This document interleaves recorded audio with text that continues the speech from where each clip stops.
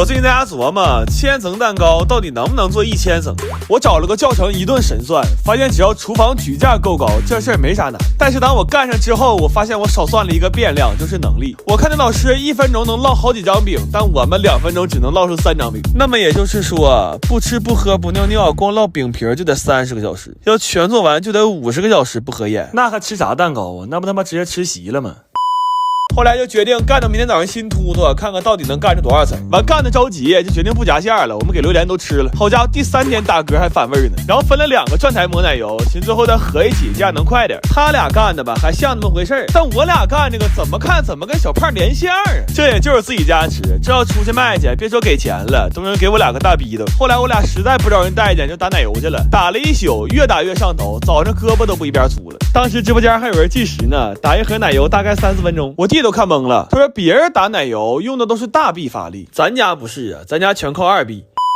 完干到2天，我们同学扛不住了，他还挺养生，带了好几瓶小鲜炖的鲜炖燕窝。这个燕窝都是下单鲜炖，每周冷鲜配送的，而且没有任何添加剂，配料只有燕窝、冰糖和水，保质期只有15天，捞丝特别浓稠。我有幸尝了一口，口感和新鲜度都非常好。总熬夜看驴的姑娘可以多备点。然后他走了，我们又干了4-5个小时，干到早晨8点多，真干不动了，就感觉已经形成质量守恒了。这个蛋糕每增加1层啊，可能对应着我们的寿命就要减少1年了。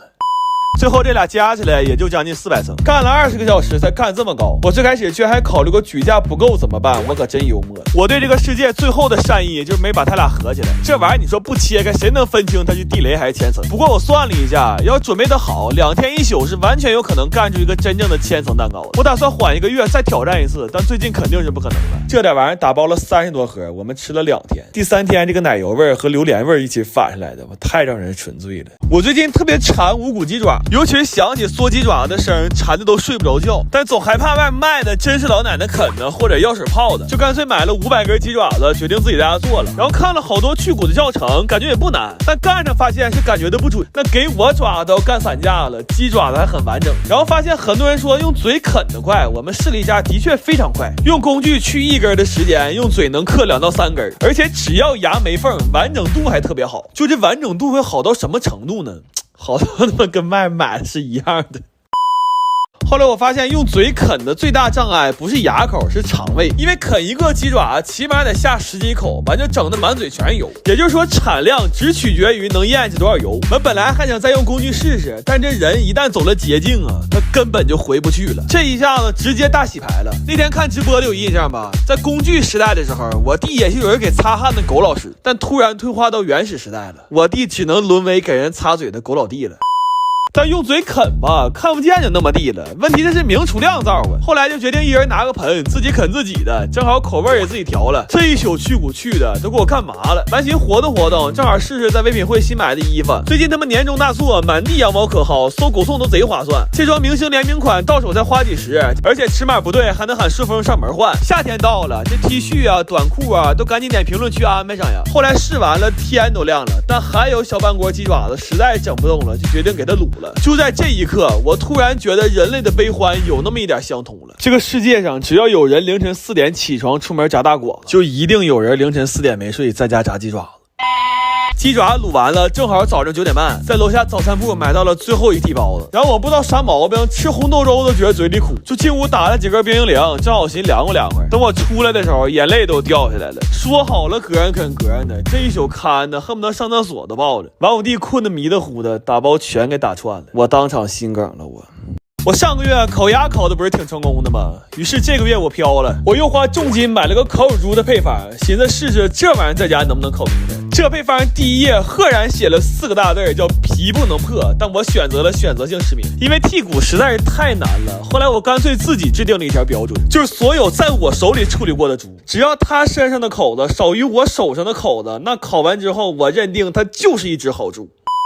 然后我们还改造了一下狗聚德的烤炉，想取一些整砖，但光靠锤子效率非常低，就只能找一些有棱角的地方磕水泥。我是万万没想到啊，生活不光磨平了我的棱角，这回他还偷摸带走了房东的墙角。完这猪烟差不多了，就可以穿串了。但是呢，现在是这样的，我们希望给它烤成这样。找了一圈，发现最适合这个尺寸呢是胖的胳膊，但是着急用也来不及给它卸了，就买了一卷石膏绷带，只能拿它套个拱形模具出来。但是第一次也没什么经验，一不小心给石膏缠死了，索性剩就直接把脖子也给他缠上了。那天直播好多人都问说小胖到底咋了，其实咋也没咋地，就是气氛到了，不缠上总觉得心里空落落的。这猪还需要再风干几个小时，这回正好没啥事儿，可以发福利。通过拼多多联系到了泰国原产地，准备了上万斤的金枕榴莲，1块钱就有机会秒杀到5斤重的榴莲，基本都是五房肉，香甜软糯，而且味道香浓。链接放评论区了，只要链接在就是还没抢空，你们抓紧去掏它。我还做2盒烤榴莲，等会儿夹着烤乳猪一起吃。然后这猪风干的差不多了，就可以开始烤了。我看好多视频都是让一直这么举着烤，问题这猪10来斤的也举不动啊。主要前2天做猪生面刚交代了下半身，今天眼瞅俩胳膊也得扔着，好家伙，这现在吃个饭怎么这么难呀？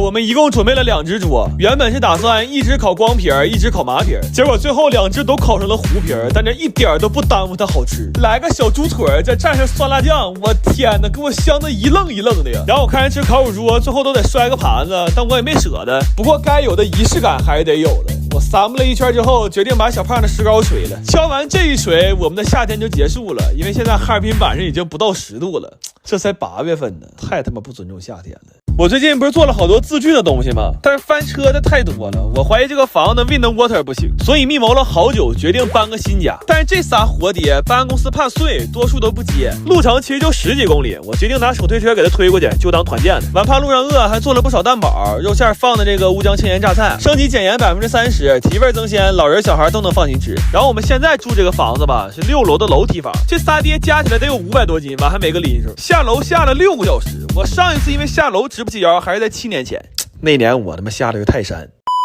完绑完酒，我们就上路了。路上好多人问，你这是要出夜市呀，还是要出国呀？然后推了3个小时，就遇到了这次搬家的最大难题，就是跨江。我们需要把这800多斤搬上桥，但是使出了吃奶的劲儿，发现它根本就一动不动。完说先吃点饭吧，就在道边支了个齐齐哈尔 BBQ。我发现烤肉加榨菜这个搭配挺绝，吃着特别开胃，而且小小方便，妥妥出行必备。但吃完饭发现还是抬不动，就开始找朋友，给通讯录都要翻出火星子来了。这段实在是太燃了。半夜11点多，除了我那几个活该倒霉的哥们，还有好多特意赶来帮忙的粉丝，甚至还有个哥们跟对象吃饭呢，给对象扔着了，自己打车过来的。这10几个人少一个，我们可能都上不去这个桥。如果有记载的话，这一定是人类历史上一个特别伟大但没什么用的奇迹。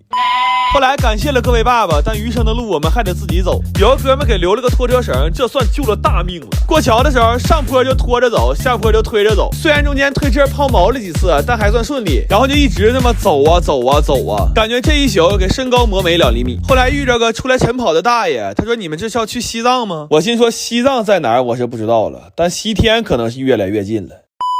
等走到新家的时候，天都亮了。巧合的是，这边也没有电梯，我们就这么一顿一顿往上挪呀，感觉每使一次劲儿都在脑淤血的边缘。最后用了2个小时才给他仨整上来。这3瓶酒到家一滴都没洒，要感谢的人太多了。我们现在虽然喘气儿都困难，但还是想先给大伙磕一个。完稍微收拾了一下，房东说在露台给我们留了个惊喜。我走着就发现这爹给我们留了个10年的，我服了，他居然管这玩意儿叫惊喜。